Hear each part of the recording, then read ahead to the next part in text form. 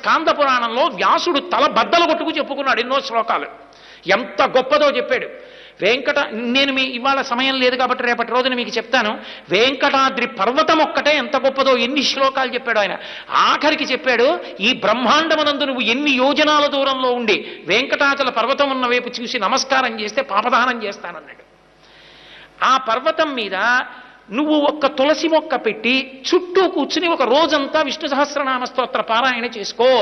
అంతకన్నా గొప్ప కార్యక్రమం లేదురా నీ జన్మకి. చక్కగా అందరూ కలిసి ఒకరోజు అనుమతి తీసుకుని ఇన్ని రోడ్లు తుడవచ్చు. నాతో ఇందాక ఎవరో చెప్పారు, వెంకటాచల క్షేత్రంలో పైనుంచి కిందకి దిగుతారండి తుడిచేవాళ్ళు, మరునాడేమో సెలవు, ఆ పై రోజునేమో కింద నుంచి పైకి తుడుస్తారని. నేను మిమ్మల్ని ఒక మాట అడుగుతాను, చెప్పండి. వెంకటాచల క్షేత్రంలో 7 కొండల మీద ఉన్న రోడ్లన్నీ తుడుచుకోవడానికి ఒక ఊరు నుంచి 200 మంది వస్తే అనుమతిస్తాం మీ చీపురు కట్టలతో. అంటే ఎన్ని వేల అప్లికేషన్లు వచ్చి పడిపోతాయి. ఎంతమంది సంతోషంగా చేస్తారు.